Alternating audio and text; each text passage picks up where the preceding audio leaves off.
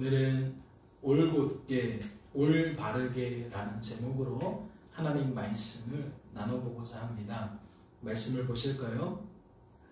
이스라엘 자손이 또 여호와의 목전에 악을 행하였으므로 여호와께서 7년 동안 그들을 미디안의 손에 넘겨주시니.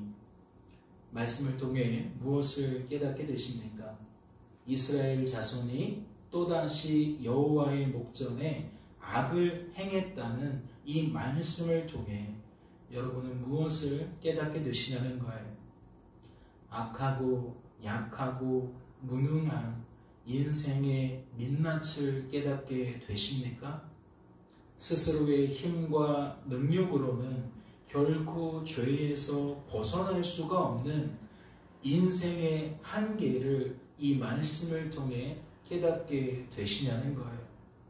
우리는 이러한 인생의 의미를 사사기서 6장 말씀 외에 어디에서 또 찾아볼 수 있었죠? 우리가 기도원의 기사와 짝을 이루는 기사로서 고린도전서 12장, 13장, 14장 말씀을 상고해 볼 수 있었죠.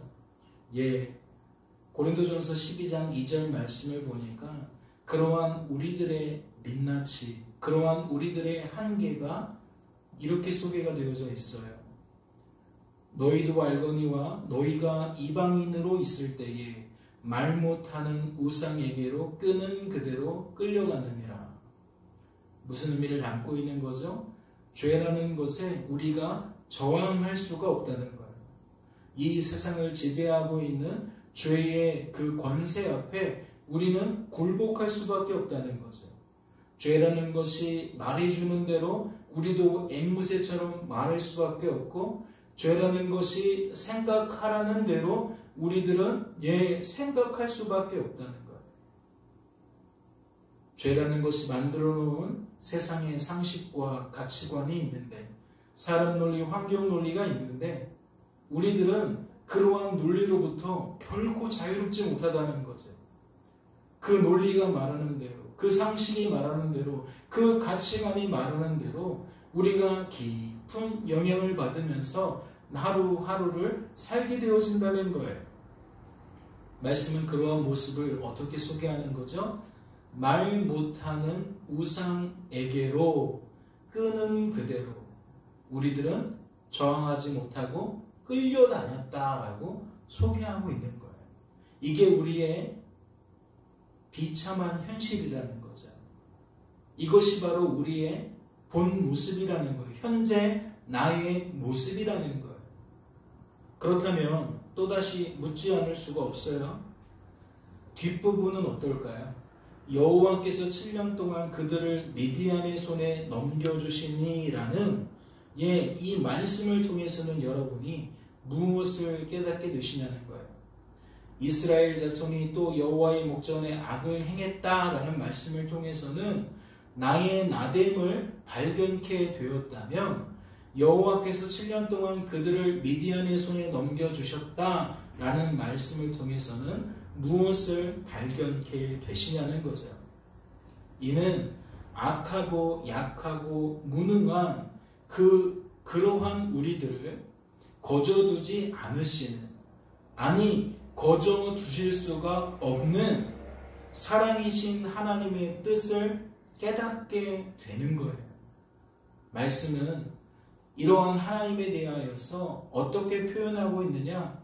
우리를 향한 그 사랑이 너무 들끓어서 견딜 수 없어서 어떻게 하실 수밖에 없다? 일하실 수밖에 없다. 역사하실 수밖에 없다. 그렇게 소개를 하는 거예요. 악하고 약하고 무능한 우리들이 속절없이 죄에 끌려다닐 때에, 죄의 노예로 살아갈 때에 하나님은 우리를 너무나도 사랑하셔서 그러한 우리들을 거저두실 수가 없다는 거죠. 그래서 역사하실 수밖에 없다는 거예요.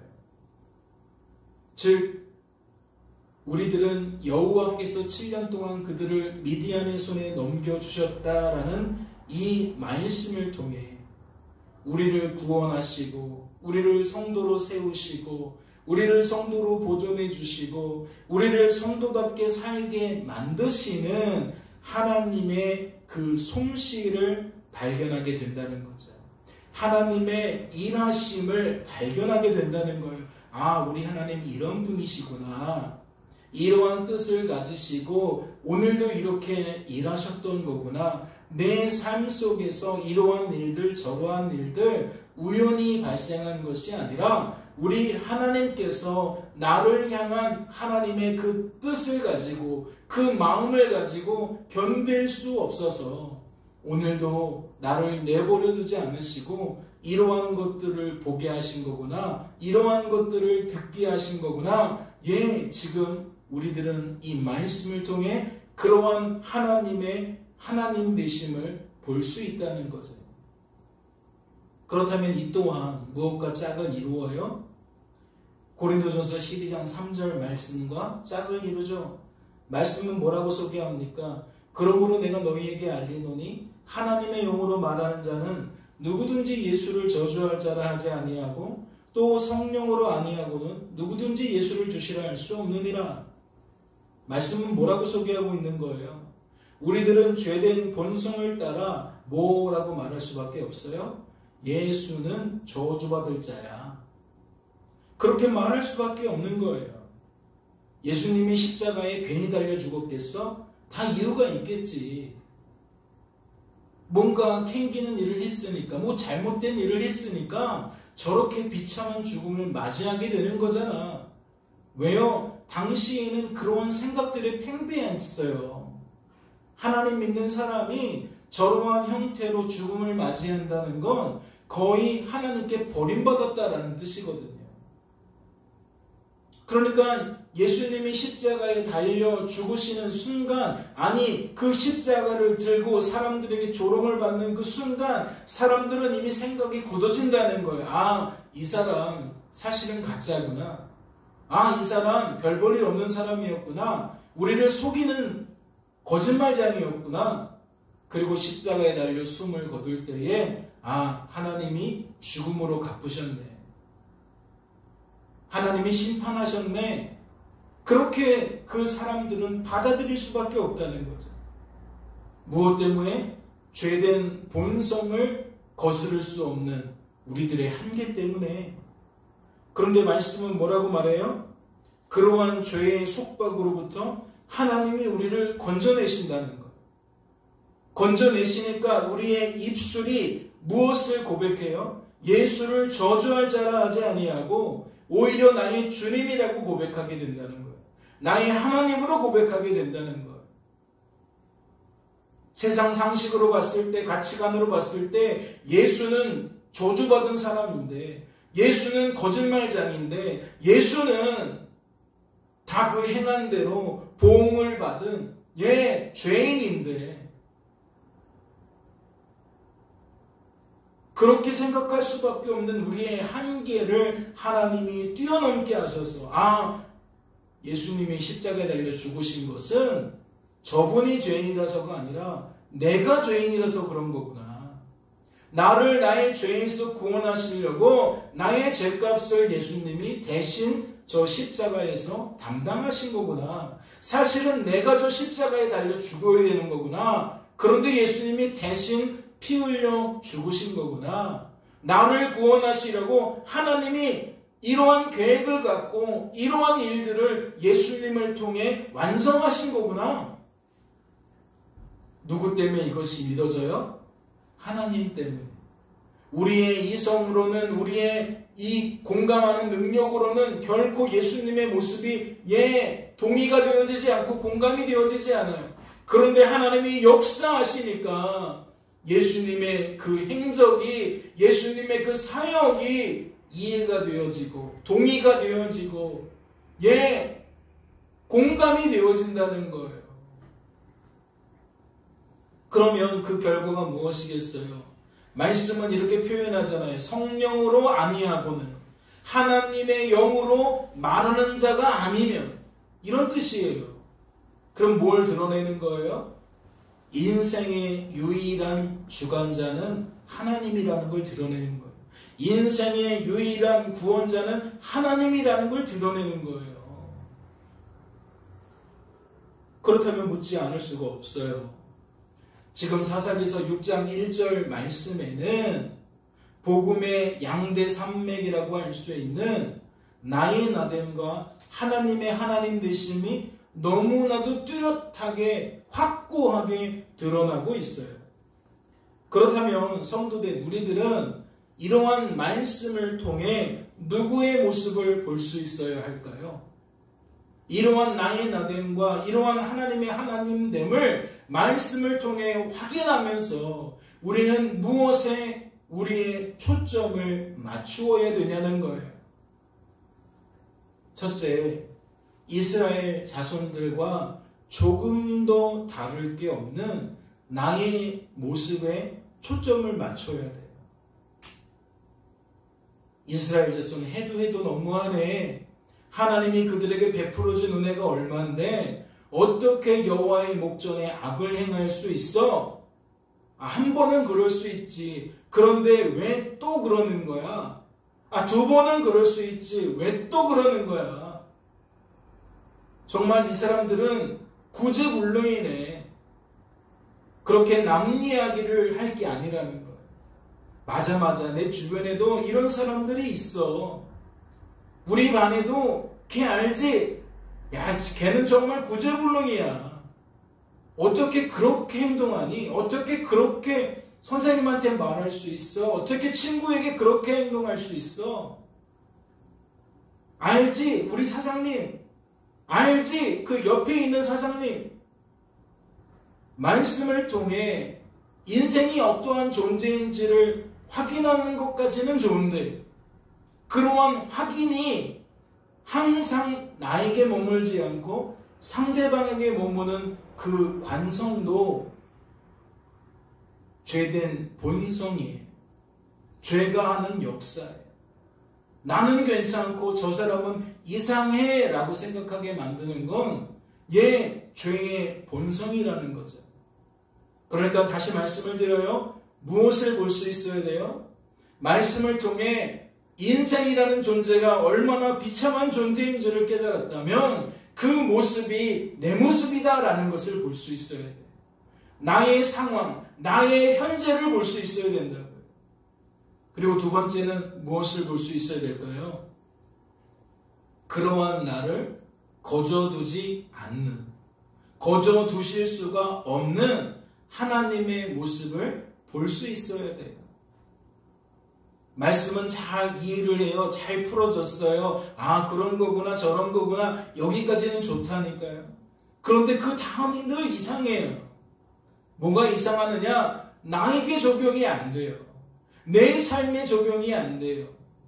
내 삶 속에서 이 말씀에 빗대어 하나님이 이러한 일들을 하고 계시겠구나. 이렇게 하고 계셨구나. 오늘도 하고 계시는 거구나. 내일도 하게 될 것이구나. 이걸 적용할 수 있어야 되는데 우린 그렇게 하지 못한다는 거예요.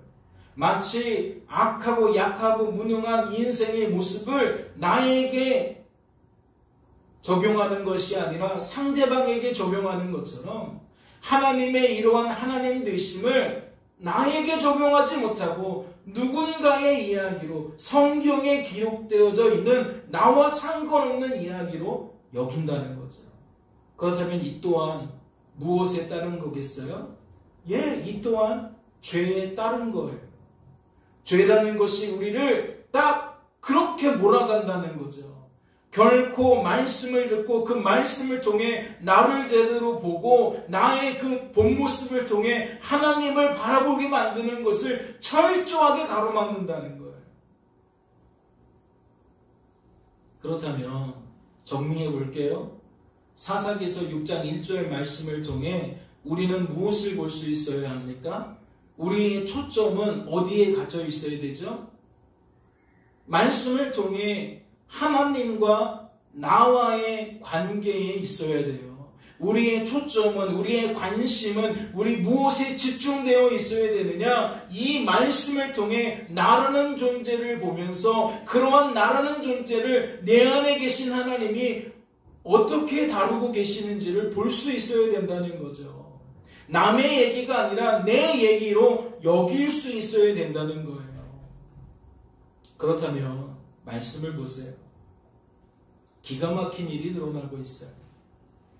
기드온이 그에게 대답하되 오 나의 주여 여호와께서 우리와 함께 계시면 어찌하여 이 모든 일이 우리에게 일어났나이까? 또 우리 조상들이 일찍이 우리에게 이르기를 여호와께서 우리를 애굽에서 올라오게 하신 것이 아니냐 한 그 모든 이적이 어디 있나이까? 이제 여호와께서 우리를 버리사 미디안의 손에 우리를 넘겨주셨나이다 하니. 여러분은 말씀에 소개된 기드온의 반응이 어떻게 여겨지시나요? 그가 나의 나됨을 보고 있는 것 같으세요? 그에게 주어진 삶과 그 결과를 통해서 기드온이 악하고 약하고 무능한 나의 모습을 보고 있는 것 같으시냐고요? 그가 주어진 삶과 그 결과를 통해 그러면 하나님은 보고 있는 것 같으세요? 비록 나는 악하고 약하고 무능하지만 그러한 나를 거저두지 않으시고 나를 그 악하고 약하고 무능함 속에서 구원하셔서 성도로 세워주시고 보존해주시고 성도다운 삶을 살게 하시는 하나님의 하나님 되심을 그가 보고 있는 것처럼 여겨지시냐고요. 다시 여쭈어요. 여러분, 기드온이 지금 이렇게 반응하고 있는데, 주어진 삶과 그 결과를 통해 이렇게 말하고 있는데, 여러분은 이 말의 의미가 어떻게 여겨지세요? 이러한 그의 주장이 어떻게 여겨지시냐고요? 여호와께서 우리와 함께 계시면 어찌하여 이 모든 일이 우리에게 일어났나이까? 우리 조상들이 일찍이 우리에게 이르기를 여호와께서 우리를 애굽에서 올라오게 하신 것이 아니냐 그 모든 이적이 어디 있나이까?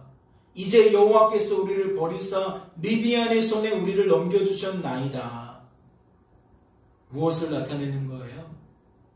첫째, 나는 내 자신을 보고 있지 않다는 것을 나타내는 거예요. 말씀이 이야기한 그 나라는 존재의 민낯을 나는 지금 볼 수가 없어요 라는 것을 그가 그의 입술로 드러내고 있다는 거죠. 또 무엇을 드러내고 있을까요? 나만 보지 못할 뿐만 아니라 말씀에서 소개하고 있는 하나님이 어떠한 분이신지도 제대로 볼 수 없었다는 거예요. 그렇다면 이 사람은 무엇을 보고 있었을까요? 주어진 삶 속에서 주어진 삶의 결과를 통해 과연 기드온은 무엇을 보고 있었겠냐는 거예요. 그는 허상을 보고 있었던 거예요. 허상이 뭐예요? 가짜죠, 가짜. 진짜가 아니에요. 그는 주어진 삶 속에서 허상을 보고 있는 거예요. 자신이 보고 싶은 것만 보고 있다는 거죠. 자신이 믿고 싶은 것만 믿고 있다는 거예요. 특별히 누구에 관한 허상이죠? 하나님에 관한, 하나님의 뜻에 관한, 하나님의 일하심에 관한 허상이에요. 그가 주장하는 바가 무엇인지 잘 생각해 보세요. 이 말씀들이 짝을 이루어서 무엇을 나타내고자 하는지 잘 고민해 보시라고요. 어찌하여 이 모든 일이 우리에게 일어났나이까? 뭐죠? 주어진 삶의 결과가 마음에 들지 않는 거예요. 그 모든 이적이 어디 있나이까? 도대체 살아서 역사하시는 하나님의 그 솜씨는 어디 있습니까? 증거가 어디 있습니까? 그는 지금 하나님 앞에서 무엇을 주장하고 있는 거죠? 만사형통을 주장하고 있는 거예요. 아, 하나님이 나 사랑하신다면서요. 하나님이 나와 함께 하신다면서요. 나를 지켜주시고 나를 보호해 주신다면서요. 그러면 나는 만사형통한 삶을 살아가야 되는 거 아닌가요? 그런데 지금 제 삶에 만사형통이 어디에 있나요? 제 삶에 이렇다 할 성과가 어디에 있나요? 그는 무엇에 근거하여 이러한 주장을 펴고 있습니까? 여호와께서 우리를 애굽에서 올라오게 하신 것이 아니냐라는 말씀을 통해 알 수 있는 것은 그가 출애굽 사건을 가지고 이러한 생각이 굳어졌다라는 것을 알 수 있어요.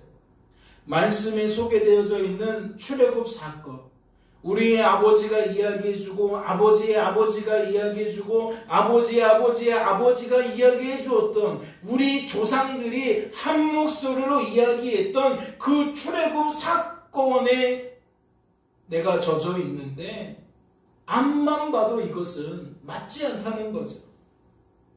무슨 얘기냐? 출애굽 여정을 보니까 하나님께서 이스라엘이라는 우리 민족을 애굽이라는 강대한 제국으로부터 건져내셨다는 거예요. 하나님은 불가능한 거 없구나 깨달았다는 거죠. 아, 애굽조차도 무너뜨리시는 하나님인데 누가 상대할 수 있겠느냐. 또 하나님께서 가나안의 크고 작은 여러 민족들을 이기게 만드셨다는 거예요. 출애굽하고 나와서 가나안 땅에 오는 여정을 잘 생각해 보니까 별의별 민족들이 이미 다 살고 있는 거예요. 그 땅에. 그러니까 그 땅에 먼저 살고 있었던 사람들이 자기 권리를 주장하겠죠. 뭐야? 우리 땅 뺏으러 온 거야? 한번 해보자는 거야? 그러니까 막 싸움을 걸어온단 말이에요. 그런데 하나님이 어떻게 하셨어요? 이기게 만드셨어요. 싸운 거는 이방 민족들을 족족 무너뜨리셨다고요. 그러니까 이스라엘 앞에 무엇이 가득해요? 승리가 가득해요. 그 결과가 무엇이냐? 하나님께서 약속하신 그 가나안이라는 땅을 정복하게 만드시는 거예요. 원래 살고 있었던 사람들을 약화시켜서 그들로부터 땅을 빼앗았다는 거죠. 빼앗을 수 있었다는 거예요. 그 과정 중에 하나님은 이스라엘의 편이 되셔서 수많은 이적들을 나타내신다는 거죠. 당장 애굽만 생각해 봐도 10가지 재앙이 하늘로부터 막 쏟아지잖아요.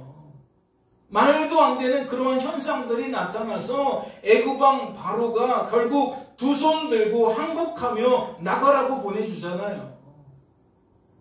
그러니까 그러한 이야기를 아버지에게 듣고 아버지의 아버지에게 듣고 그 아버지의 아버지에 듣고 또 그 아버지의 아버지에 듣고 계속 조상들이 대대로 그러한 이야기를 해주다 보니까 기드온의 시대에는 기드온은 무슨 생각을 품는 거예요? 아, 하나님 우리 편이구나. 하나님은 우리를 위해 아낌없이 하나님의 자원을 투입하시는구나. 그래서 나를 빈곤하게 만들지 않고 나를 부국강병하게 만드는 거구나. 그래서 우리는 애굽에서도 나올 수 있었던 것이고 수많은 민족들을 싸워서 이길 수도 있었던 것이고 남의 땅을 빼앗아서 우리가 정착하여 살 수도 있었던 것이구나. 그렇게 딱 바뀌었다는 거예요. 그런데 무엇을 놓치고 있는 거죠?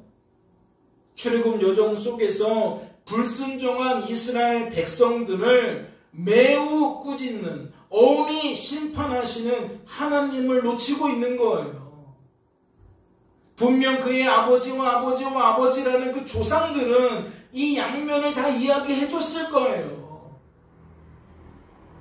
그런데 사람들은 자기가 보고 싶은 것만 보잖아요. 듣고 싶은 것만 듣잖아요. 그러니까 불순종한 우리들을 심판하시는 하나님은 기억에서 사라져가는 거예요. 나를 축복해 주시는 하나님만 기억에 남아있는 거예요. 출애굽 여정 속에서 수많은 민족들과 싸워서 이기게 만드신 하나님 맞아요. 여러 가지 이적을 나타내셔서 꼼짝 못하게 만드신 건 맞아요. 그런데 늘 그런 건 아니에요. 대표적인 것이 여리고성을 무너뜨릴 때에는 너무나도 놀라운 사건이었죠. 성 주위를 그냥 하나님을 찬양하면서 돌았는데 그렇게 하나님이 말씀하신 방법대로 성을 돌았는데 마지막 날 되니까 무슨 일이 벌어졌어요? 성벽이 와르르 무너져 버렸어요. 힘 한 번 안 들이고 그 거대한 성을 빼앗을 수 있었다고요. 그런데 그 다음에 나타난 것은 뭐죠? 아이라는 여리고에 비하면 보잘것없는 작은 성을 취하는 거예요. 그런데 사람들이 전쟁하러 나갔다가 무슨 일을 겪나요? 신나게 두들겨 맞고 돌아와요. 많은 사람이 죽임을 당하고 돌아와요. 무엇을 나타내는 거예요? 큰 이적을 나타내셔서 늘 승리하게만 하신 건 아니라는 거예요. 이스라엘 백성들이 불순종하면 아주 다양한 방법으로 하나님은 엄히 꾸짖으셨다는 거죠. 그렇다면 이것은 무엇을 방증하는 겁니까? 기도는 인생을 내가 사는 것으로 여기는 율법의 관점으로 주어진 삶을 바라보는 것도 아니고, 인생을 그리스도께서 사시는 것으로 여기는 복음의 관점으로 주어진 삶을 바라보는 것도 아니라는 걸 방증하는 거예요.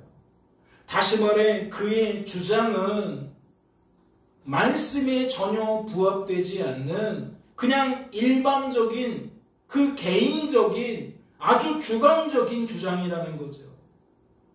만약 그가 율법의 관점으로 주어진 삶을 바라보고 있었다면 그는 고난이라는 삶의 결과를 통해, 고통이라는 삶의 결과를 통해 무엇을 볼 수 있어야 돼요? 여호와의 목전에 악을 행하고 있는 나의 모습을 볼 수 있어야 돼요. 불순종하고 있는 나의 모습을 볼 수 있어야 된다는 거죠. 그리고 무엇 해야 됩니까? 불순종한 내 모습을 하나님께 회개할 수 있어야 돼요. 그리고 불순종의 길에서 돌이킬 수 있어야 돼요. 그가 만사 형통을 하나님께 주장하기 전에 그는 먼저 이와 같이 처신해야 했다라는 거죠. 하지만 그는 그렇게 하지 않은 거예요. 만약 그가 복음의 관점으로 주어진 삶을 바라보고 있었다면 그는 고난이라는 삶의 결과를 통해, 고통이라는 삶의 결과를 통해 무엇을 볼 수 있어야 될까요? 악하고 약하고 무능한 나라는 존재의 민낯을 볼 수 있어야 돼요. 고난이 깊어지도록, 고통이 깊어지도록 무엇을 더욱 깊이 깨달아야 되느냐? 악하고 약하고 무능한 나의 실체를, 나의 본 모습을 더욱 깊이 깨닫고 인정하고 고백할 수 있어야 한다는 거죠. 또한 무엇을 더불어 깨달아야 됩니까? 무엇을 더불어 알아가야 됩니까? 그가 복음으로 주어진 삶을 바라보고 있었다면 나에게 지금 이러한 나의 민낯을 알려주시는 하나님을 볼 수 있어야 돼요.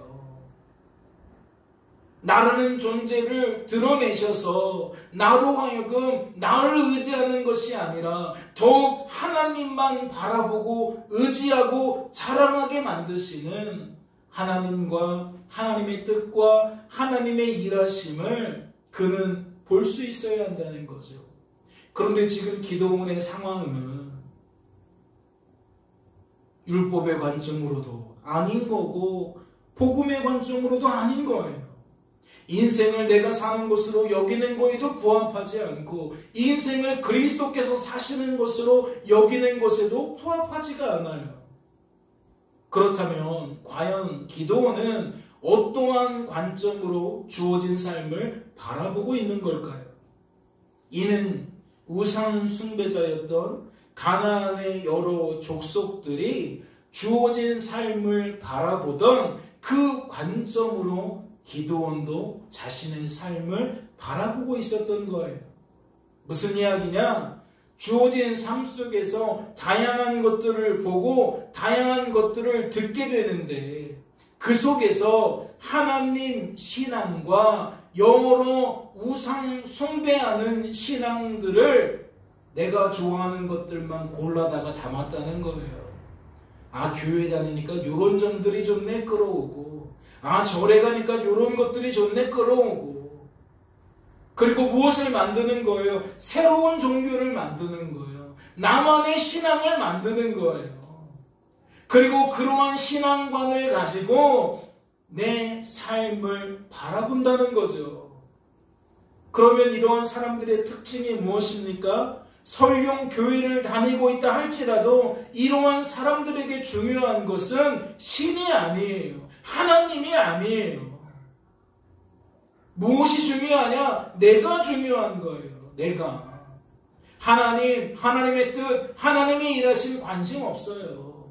내 뜻, 내가 무엇을 해야 되는지 온통 관심은 나에게 맞춰져 있다는 거죠.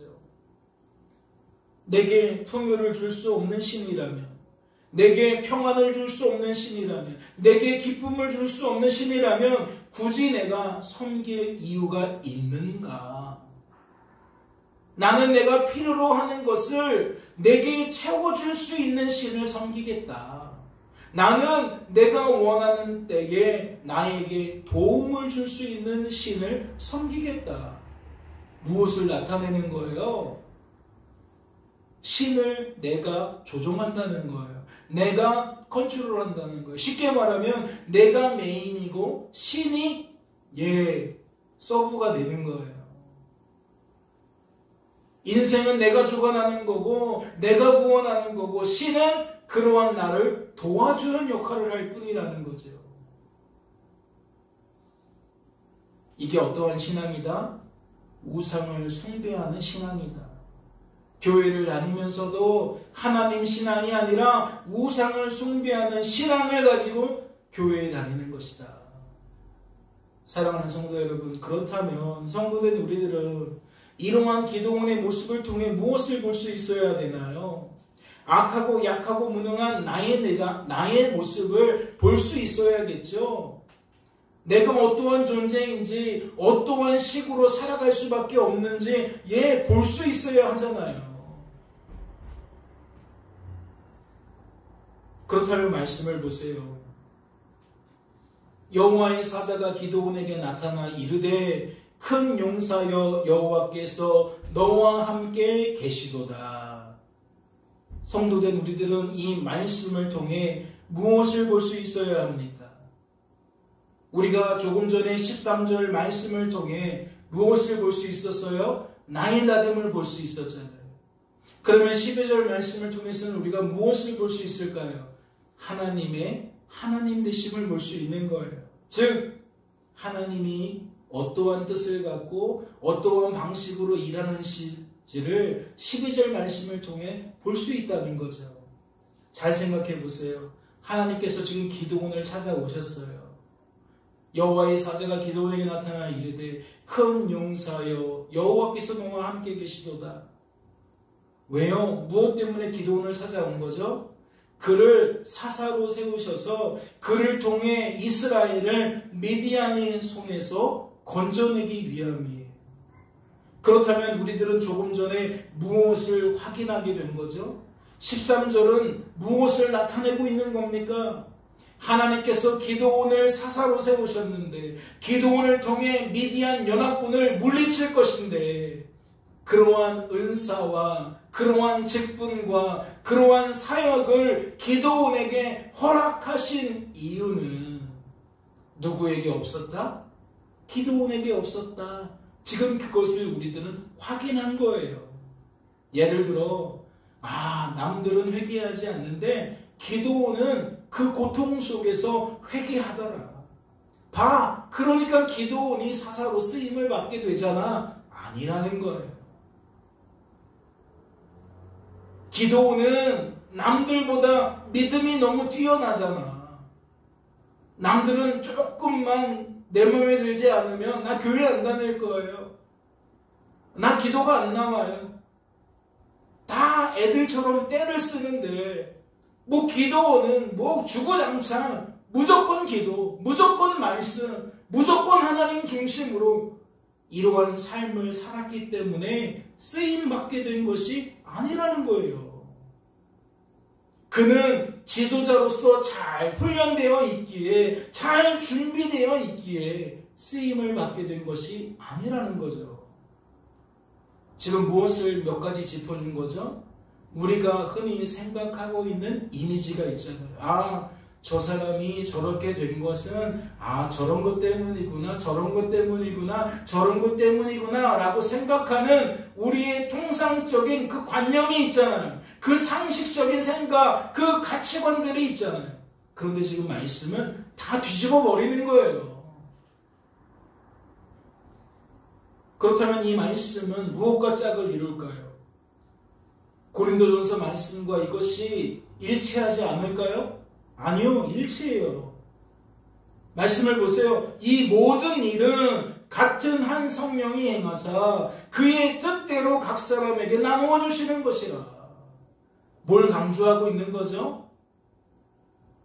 오직 하나님의 뜻대로 하나님은 각 사람에게 이 모든 것들을 나누어 주신다는 거예요. 무엇을 깨고 있는 거죠?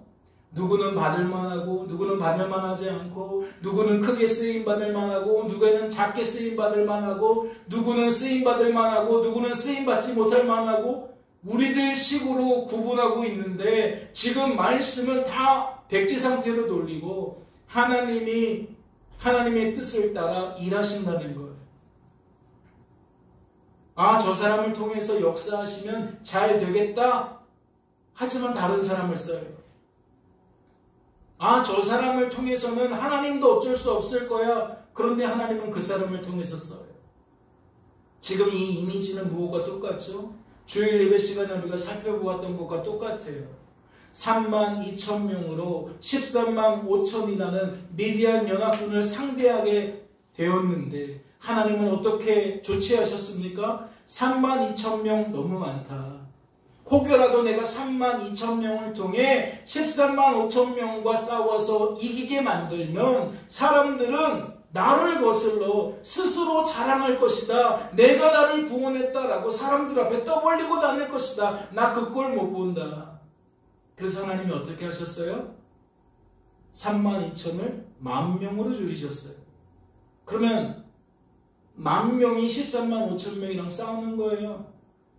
그런데 하나님은 어떻게 하셨을까요? 또 줄이시는 거예요. 왜 그렇죠? 32,000명으로만 사람이 떠벌리는 게 아니라 10,000명이라도 떠벌릴 수 있다는 거예요. 그래서 하나님이 몇 명으로 줄였어요? 300명으로 줄였어요. 300명이 13만 5천명과 전쟁을 치르게 만드셨다는 거죠. 무엇을 위해서? 무엇을 위해서? 나를 거슬러 스스로 자랑하지 못하도록 만들고 싶으셔서 하나님 그러한 조치를 취하셨다는 거예요. 우리의 관념 속에 기도원 역시 회개하니까 쓰임받았네. 남들보다 믿음이 좋아서 쓰임받았네. 지도자로서 훈련을 잘 받아서 쓰임받았네. 이러한 말들 못하도록 기도원 바라보지 않도록 하시려고 하나님 그렇게 하셨다는 거예요. 그런데 그 말씀이 고린도전서 말씀과 완전히 짝을 이룬다는 거죠. 각 사람을 들어 사용하시는 까닭은 하나님의 뜻대로 관철하시는 거지 그게 우리 때문에 결정되는 것이 아니다라고 드러내고 있다는 거죠. 이것만 가지고는 부족한가요? 지금 11절에서 말하고 있는 이 모든 일은 어떠한 일이냐? 8절, 9절, 10절을 아우르는 말이에요. 8절, 9절, 10절에 어떠한 이야기가 있어요? 여러 사람에게 은사를 나누어 주는데 어떤 사람에게는 이걸 나눠주고 어떤 사람에게는 저걸 나눠주고 다른 사람에게는 이걸 나눠주고 또 저 사람에게는 저걸 나눠주고 지금 말씀이 그 이야기를 하다가 무슨 말한 거예요? 이 모든 일은 하나님의 뜻대로다 라고 말하는 거예요. 무엇을 깨기 위함이라고요? 저 사람은 지혜의 말씀 받을 만해. 저 사람은 병 고치는 은사를 받을 만하네. 맞아. 저 사람 정도니까 방언 말할 만하지. 이거 깨시려고 하시는 거예요. 그러면 은사라는 것만 그럴까요? 하나님의 능력이 우리에게 나타나는 이것을 통해서만 그럴까요? 아니요. 이 말씀이 있기 전에 이 말씀이 먼저예요. 4절, 5절, 6절, 7절을 보세요. 무엇을 말하고 있어요? 은사만 말하고 있어요. 다양한 은사를 포함하여 다양한 직분을 말하고 있어요. 다양한 사역을 말하고 있어요.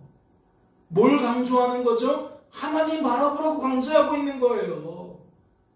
여러 가지 은사를 가지고 저 사람은 저럴 만해, 저 사람은 저럴 만해 이 짓 하고 있는 우리들한테 멈춰.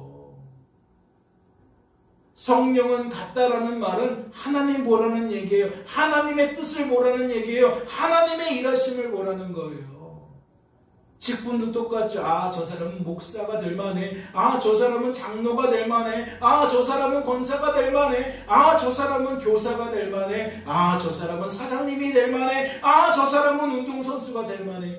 저 사람은 스타가 될 만해. 저 사람은 별 볼 일 없는 사람이 될 만해. 아니요. 세상을 그렇게 바라보라고 이 세상이 조명하고 죄된 우리의 본성은 그 세상의 흐름을 거부할 수 없어서 세상이 말하는 대로 앵무새처럼 따라 말할 수밖에 없는 건 맞지만 그건 어디까지나 우리가 우리 스스로 우리의 인생을 주관하고 책임져 갈 때만 그런 거고 우리 안에 계신 하나님이 우리를 주관하고 우리를 책임져 가고 있는 상황 속에서는 아니라니까요. 지금 하나님 말씀은요. 이게 맞아. 이렇게 해가 아니에요. 내가 지금 너희들 안에서 일하고 있어. 그러니 이런 나를 이해하렴. 이러한 나의 사역을 깨달으렴. 나는 지금 이러한 나의 뜻을 너에게 관철하고 있는 거야. 이 뜻을 틀림없이 이루고 있는 거야. 그러니까 날 봐. 지금 하나님 그 이야기 하고 계신다는 거죠.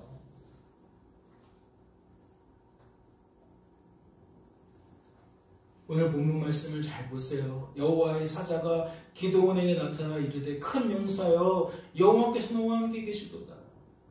함께할 만한 이유가 없지만 하나님 함께 하시는 거고요. 또 하나님이 함께 하셨는데 왜 이런 일이 이렇게 돼요? 저런 일이 저렇게 돼요? 라고 기드온처럼 말할 수밖에 없는 우리지만 하나님은 분명한 거예요. 얘야 난 쉰 적도 없고 논 적도 없어. 내가 늘 너와 함께야. 나는 너도 나에게 초점을 맞춰줬으면 좋겠어.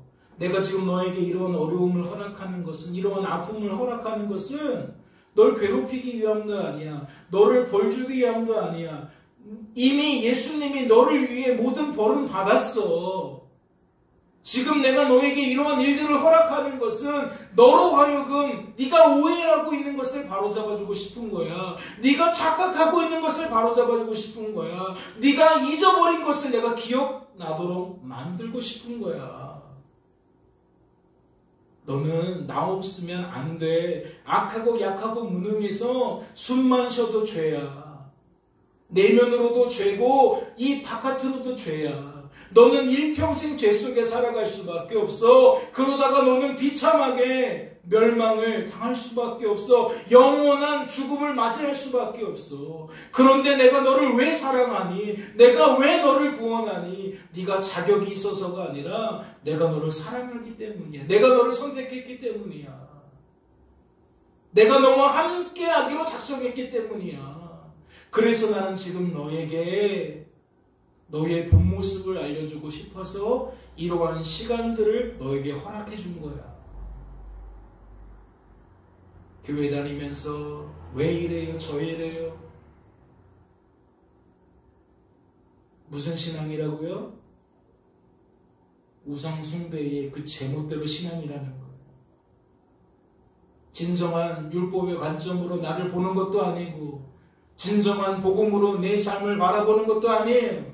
말씀이 이야기하는 것 속에서 삶과 그 결과를 바라보는 게 아니에요. 보잘것없는 내 이성과 내 경험과 지식과 지혜를 가지고 내가 복음을 만들어서 하나님 믿고 있는 거예요. 부탁을 드립니다. 오늘 설교 제목이 뭐죠? 올곧게, 올바르게. 저는 여러분들이 하나님 안에서 주어진 삶을 율법의 관점으로 보지 않았으면 좋겠어요. 말씀의 근거에서 복음의 관점으로 봤으면 좋겠어요. 내가 사는 것으로 여기는 것이 아니라 그리스도께서 사시는 것으로 여겼으면 좋겠어요. 그래서 내 안에서 펼쳐지는 수많은 악을 가지고 나의 본 모습을 헤아렸으면 좋겠고, 내 안에서 나타나는 수많은 선을 가지고 하나님이 어떠한 분인지, 실질적으로 하나님이 어떠한 일들을 행하고 계셨는지를 제대로 볼 수 있었으면 좋겠어요. 즉 오해 없이 착각 없이 여러분들이 살아가셨으면 좋겠어요. 그래서 남들이 듣든 안 듣든 비웃든 안 비웃든 그러한 사람들의 시선에 신경 쓰지 말고 우리는 우리의 길을 가는 거죠. 아주 작은 일이라도 하나님 감사합니다. 오늘 내가 이렇게 하나님께 예배드리는 거 기적이네요. 하나님 도우심이네요.